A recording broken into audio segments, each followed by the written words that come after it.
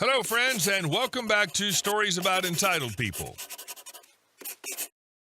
Let's kick off today's video with a story in which our OP's best friend got burned by a freeloading roommate who skipped out on rent and ended up turning the abandoned loot into a blockbuster garage sale that more than covered the debt. But before we begin, best way to support our channel is to leave comments, like, and subscribe with the turned-on bell so you don't miss the new video every single day. Here we go. He thought he could ghost on rent and leave his stuff.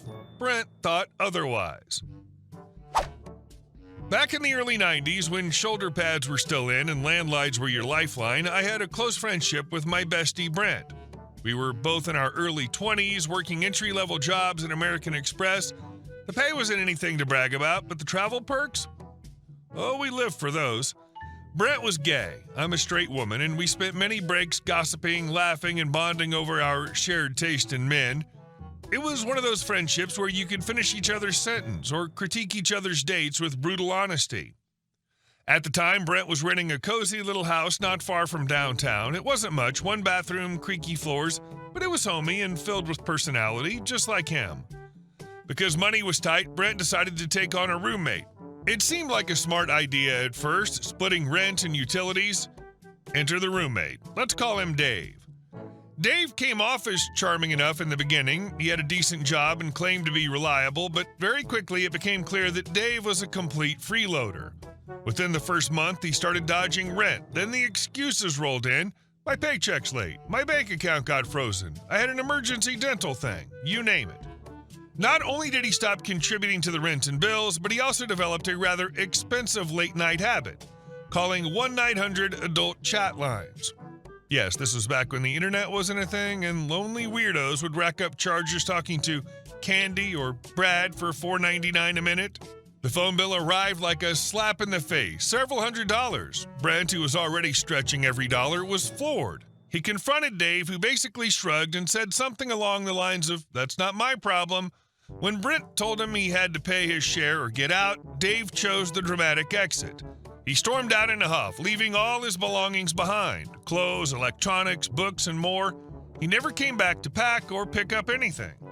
Brent, ever the composed one, didn't go full scorched earth. Instead, he filed a small claims case against Dave. He kept the documentation, the bills, everything. He represented himself, laid out the charges, and won, open and shut. The judge awarded Brent the full amount Dave owed, including rent and the now infamous phone bill. But the drama didn't end there. As they were leaving the courtroom, Dave turned to Brent with all the smugness of someone who thought he was untouchable and sneered, "I'm not paying you a dime, and you can't keep my stuff either." Big mistake. Brent, ever the creative thinker, didn't try to keep the stuff. Nope, he turned his garage into a makeshift boutique. He organized a massive garage sale and labeled everything "gently used" with flair. Vintage stereo systems, designer jeans, tacky leather jackets, and questionable self-help books. Brent sold it all. I helped him set it up, and we laughed ourselves silly while tagging items. "Dave's drama CDs, $1 each," one sign read. "Come get your karma," said another. The best part, Brent made way more money from that garage sale than what the court had awarded him. People came in droves, probably half for the deals, half for the gossip, and Brent cleaned up. He not only covered Dave's debts, but made enough to throw himself a little celebratory dinner at his favorite Thai restaurant and even pay off a chunk of his own bills. And Dave? That idiot never came back for a single thing. No calls, no attempts to negotiate, no police report, because he would have had to admit in writing he owed the money. I think he knew deep down that Brent had every legal and moral right to do what he did. The cherry on top? Brent still had to work out a payment plan with the phone company because the bill had come in his name. So while he made money off the sale, he still had to front the responsibility thanks to Dave's irresponsibility. That alone erased any sympathy we could have had. To this day, when we get together, all I have to say is $4.99 a minute, and we both crack up. What really sticks with me is that Brent still had to eat the phone company charges. Like, yeah, justice was served, but not without some consequences sticking around. And our second story, how we turned $70 into a dead yard masterpiece. So this one's from around 2008, 2009, when the economy was tanking and things were rough for a lot of people. I was just starting out doing odd jobs to make ends meet. My friend and I, both young and scraping by, decided to team up and do landscaping work. We pooled our money, bought some tools, and advertised on Craigslist. No fancy marketing, just manual labor and some elbow grease. One day, we got a call from Karen, who was living just down the street. Her yard was a mess, and she wanted us to come over and do some landscaping work. She specifically wanted a raised garden bed that wrapped around her house with a particular design she had in mind based on her neighbor's yard. Sounded simple enough. She asked us to start ASAP, so we agreed, even though there was something a bit off about the whole thing. Still, we were young and in need of work, so we didn't question it. Karen wouldn't agree to a price up front, and every time we tried to discuss payment, she'd get defensive and change the subject. She kept saying, "Oh, we'll figure it out later." In hindsight, that was a huge red flag, but we were desperate, so we didn't push it. We spent 2 grueling days working in the hot summer sun, hauling bricks, dirt, and mulch. Karen's yard was a mess, and it took us way longer than we expected. We kept thinking, this is going to pay off, right? But as the second day ended, Karen still hadn't given us any clear answers about payment. When we finally asked her directly, she went off, becoming nasty and dismissive. She told us, "You should be grateful for the work. You don't need a contract for something like this." My friend and I were fed up at this point, so I grabbed him and went to confront her. After a tense, heated conversation, Karen finally offered us $70 for 2 full days of backbreaking labor. Yes, $70. We were shocked, angry, and honestly felt completely disrespected, but we weren't done yet. We grabbed our tools, loaded up our truck, and as we were about to leave, I had an idea. We had a large tarp that we'd been using to collect all the waste. It had a huge pile of clippings, dirt, and weeds. I decided to drag that tarp, full of garbage, into the middle of her pristine front yard and dump it all there. She came running out, begging us not to do it, but it was too late. I didn't care anymore.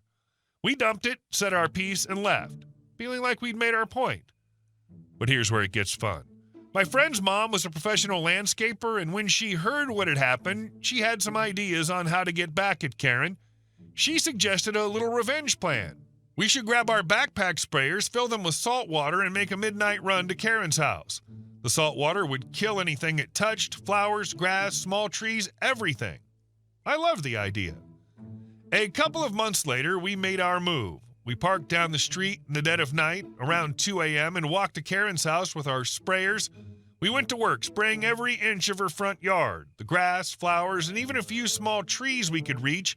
We doused them in salt water. We made sure there wasn't a patch of green left untouched. A month later, we went back to check on the results, and it was glorious. The entire yard was dead.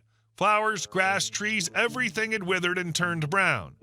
Karen's beautiful yard was now a barren wasteland. I couldn't stop laughing. That was the real payback for how she'd treated us. Karen never came back to us for any more work, and we heard through the grapevine that her neighbors were starting to notice. Her once pristine yard was now the eyesore of the neighborhood. We didn't hear from her directly after that, but we knew the message had been received loud and clear. Moral of the story, don't mess with people who are just trying to do honest work, especially when you try to scam them out of their money. Karen learned the hard way that if you treat people like crap, there might just be consequences. And sometimes those consequences come in the form of a midnight saltwater spray. I've never understood the mentality of people like this.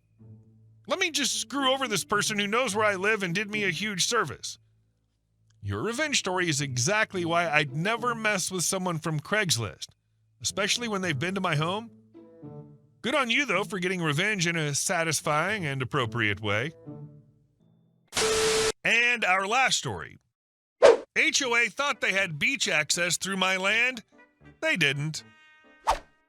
I own a property along the coast with a private road that leads down to a beautiful tucked-away beach. That road runs directly through my land, and over the years, a few select homeowners and an older, small HOA nearby were granted individual easement rights to use it. Individual is key here. The easements were attached to specific properties, not the HOA as a whole.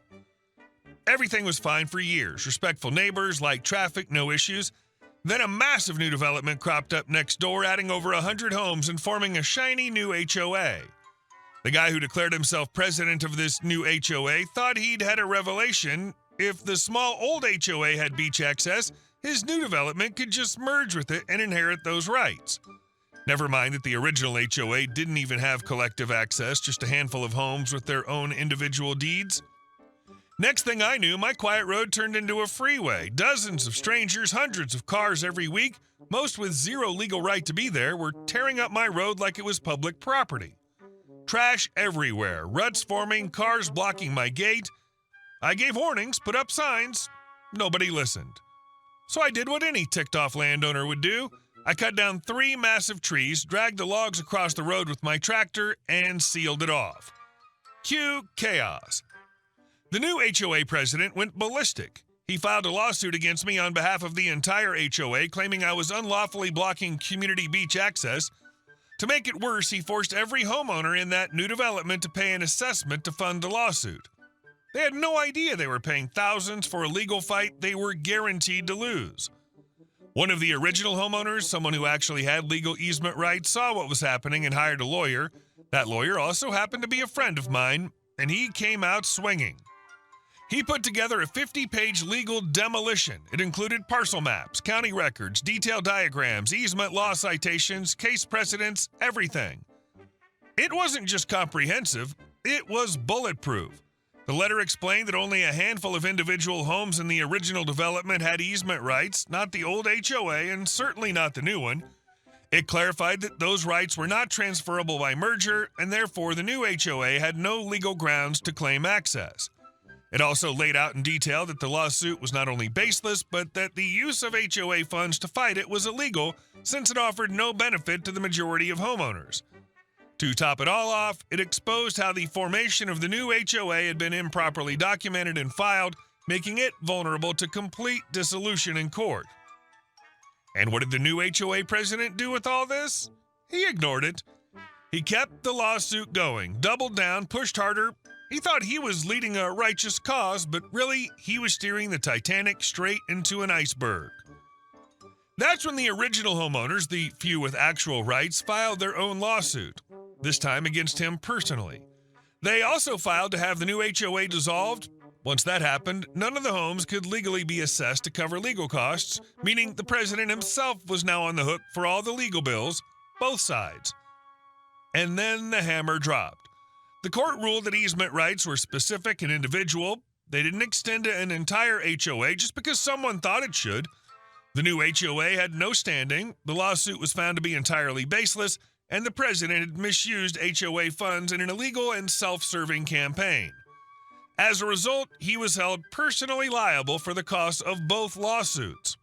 He went bankrupt, sold his house, moved away from the neighborhood in shame. Best of all, the drama ended with the wrenching lesson that when someone tries to rewrite the rules in their favor, the real power lies in knowing your own legal standing and in neighbors who refuse to be bulldozed. Hey guys, thank you all for watching the video. I'll see you in the next one.